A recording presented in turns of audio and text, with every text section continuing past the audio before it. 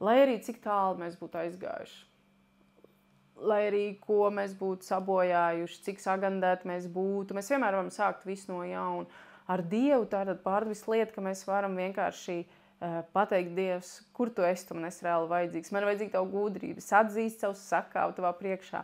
Un es varu vienmēr iesākt visu no jauna. Garīga pieaugšana ir ļoti lielā mērā atkarīga tieši no mums, no tā, ko es vēlos, uz kurienes eju, ka es esmu atzīstu savu sakāvu, es atzīstu to, ka esmu izgāzies, ka es esmu nepareizi sapratis, ka es neesmu meklējis, ka es neesmu bijis tajā vajadzībā, ka mēs varam vienmēr visu izlabot, balsoties uz Dievu. Mēs varam prasīt Dievam, mēs varam lūgt Dievam, mēs varam meklēt Dievu, un mūsu Dievs tā ir atšķirība no citiem dieviem, ka mūsu Dievs ir vienkārši dzīvības Dievs, un viņš mums atbild, un viņš mums var dot jaunu spēku un veist mūs no vienas soļa, no svētuma uz svētumu, no godības uz godību, un mūs pilnveidot un dod mums šo jauno sākumu. Vienkārši jautā pēc tā, prasa Dievam to.